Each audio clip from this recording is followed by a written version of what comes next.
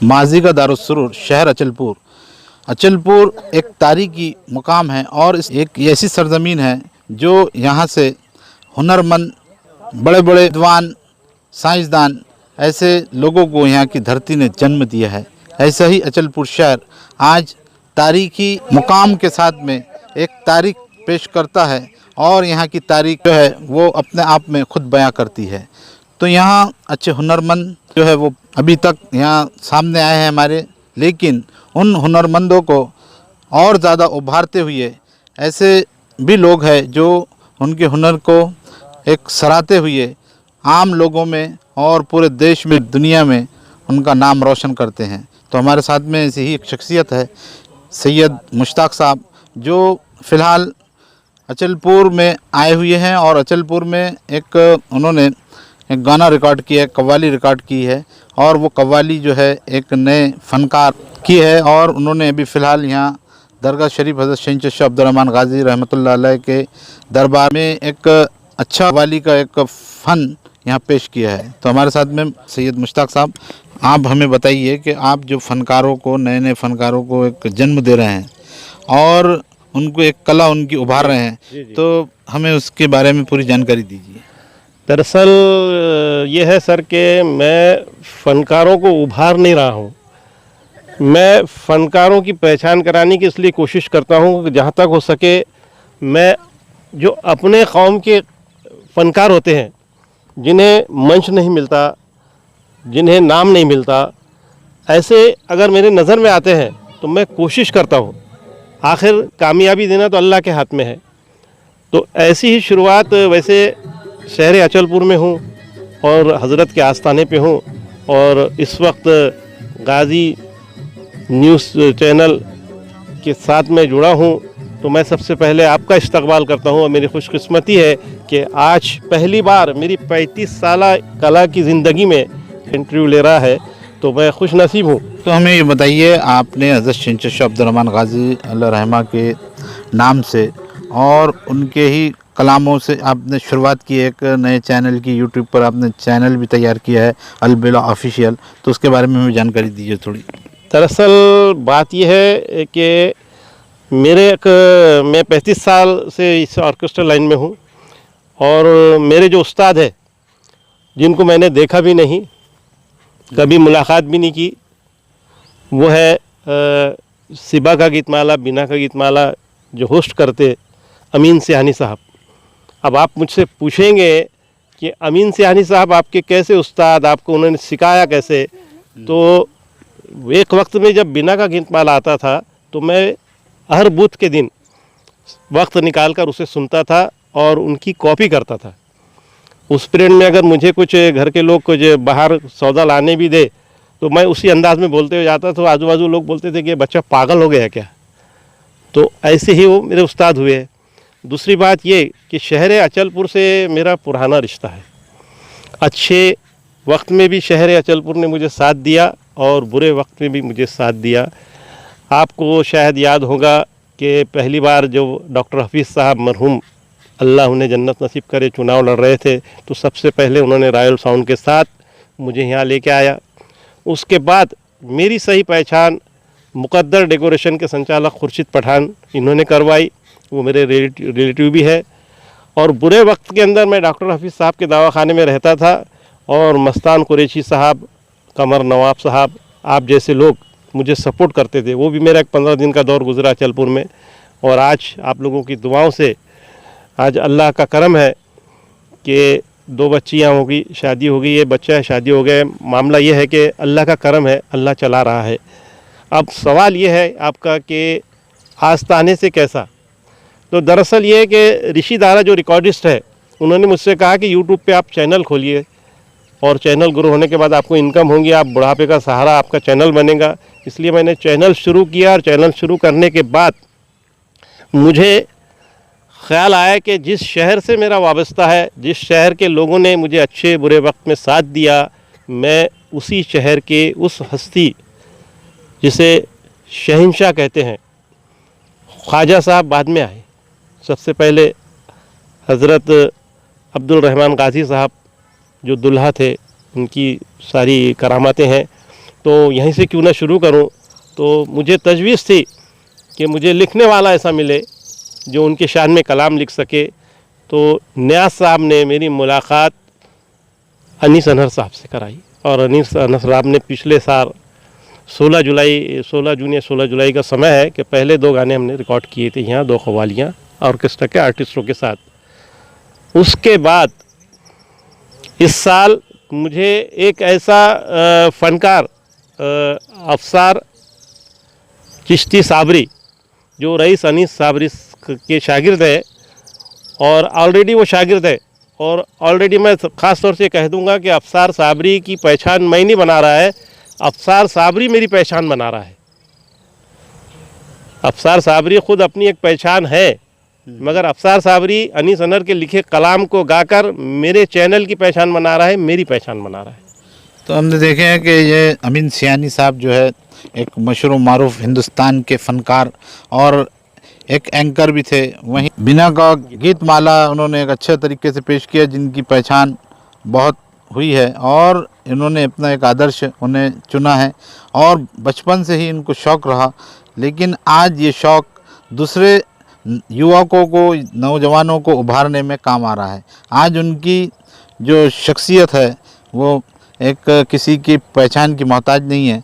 तो हम आपको कहना चाहेंगे कि अमीन सियानी साहब का ऐसा कुछ आपको ख़ास याद हो तो सुनाइए हमें। जी, मैं अमीन सियानी साहब का कुछ याद नहीं है। मैं एक किस्सा बता देता हूँ कि मैंने पहले कहा आपसे कि घर के लोग मुझे सौदा लाने के लिए कहते थे, तो उस टाइम में बचपन का मैं होऊंगा 8वीं में तो याद नहीं रहता था जहन में। तो घर के लोग बोलते थे कि फला 1 रुपए की दाल 8 आने का फला सौदा देते, तो जितने सौदा लिख के देते थे तो मैं बुध के दिन बिना का गीत माला सुनता था। सुबह जब सौदा लाने जाता था तो ये कहता था 4 आने की दाल, 8 आने का तेल और बहुत कुछ हमें ख़रीदना है। तो बहनों भाइयों जो है, जिसने बहनों भाइयों से शुरुआत की, मैं समझता हूँ कि वो अमीन सियानी साहब का ही शागिर्द है। ये बहनों भाइयों का जो एक वह है वर्ड, उनसे ही पहचाना जाता है। लेकिन हम ये जानना चाहेंगे कि आपने जो अपना अलबिला जो ऑफिशियल पेज बनाए हैं, अच्छा। तो उसमें आपने कौन सी चीज़ें रखी है और कौन सी चीज़ें उसमें रखना है, ये बताइए ज़रा। मेरे अभी तक अलबिला ऑफिशियल को आज पूरा 1 साल हो जाएगा। हज़रत का जब उर्स आ रहा है ना, तो उससे शुरुआत की थी तो 1 साल हो जाता है। तो 1 साल के बीच में सबसे पहले तो हज़रत के 2 कलाम अनीस अनहर साहब के लिखे हुए वो डाला मैंने। उसके बाद एक देशभक्ति 15 अगस्त थी 2022 की, उस परेड में देशभक्ति गीत ऑर्केस्ट्रा के आर्टिस्ट सलीम से गवाया। दूसरे बात ये भीम गीत और ताजुद्दीन औलिया का जब उर्स था 2022 में, तो ताजुद्दीन औलिया का उर्स का मैंने कलाम सुलेमान नाजा से गवाया। उसके बाद अचानक मुझे एक हीरा मेरे हाथ आया और वो हीरे में मैं बहुत कुछ देख रहा हूँ और वो हीरा है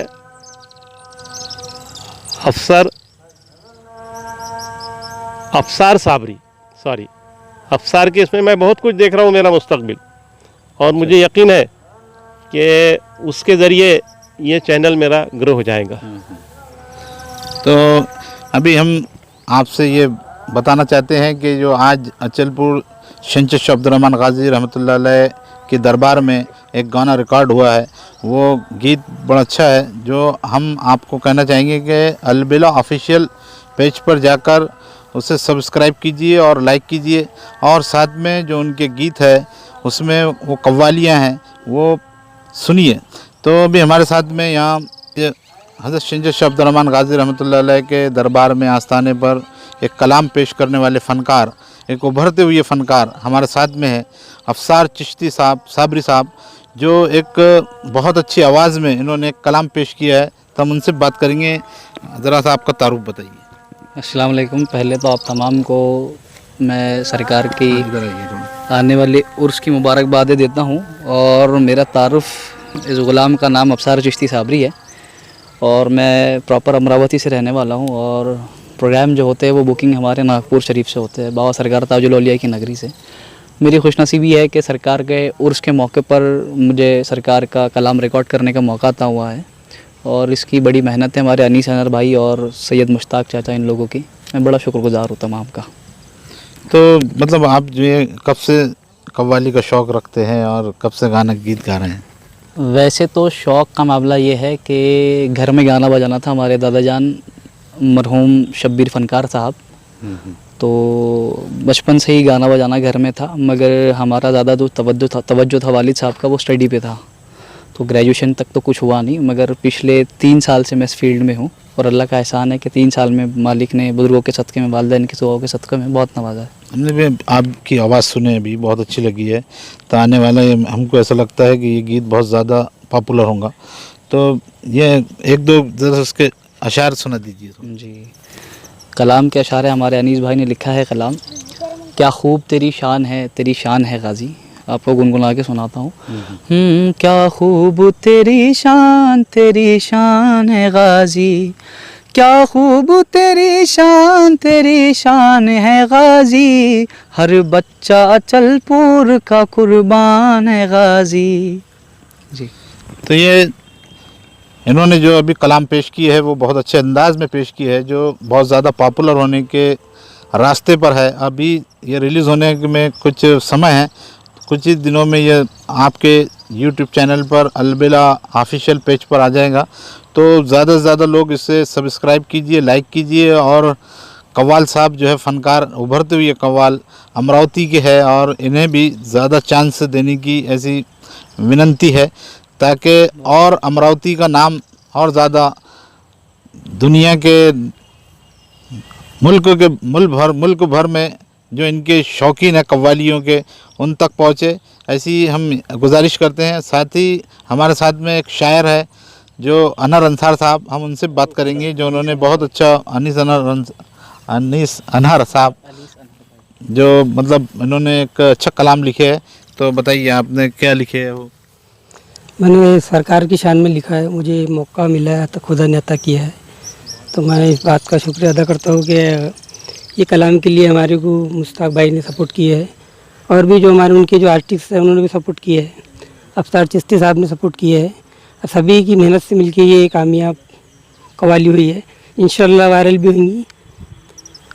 बस तो हर कोई आज सैयद मुश्ताक साहब जो है उनका नाम ले रहा है कि उन्होंने मतलब एक रास्ता दिखाया है और एक अच्छा कलाम पेश करे हैं, जो अभी कुछ ही समय में आप तक पहुंचेगा। तो हमारी गुजारिश है आपको कि चैनल को सब्सक्राइब कीजिए और इनके कलाम को ज़्यादा से ज़्यादा लोगों में शेयर भी कीजिए, ताकि महाराष्ट्र के अमरावती ज़िले का नाम सब जगह पहुंचे। ऐसे ही यहाँ के फ़नकार और आप तक पहुंचाते रहेंगे। कैमरामैन बाकिर अंसारी के साथ में इरशाद के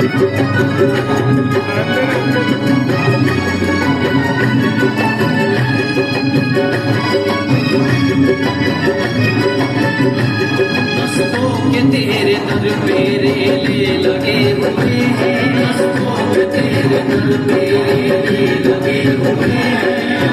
मुसीबती है नगारे बज रहे हैं, मुसीबती है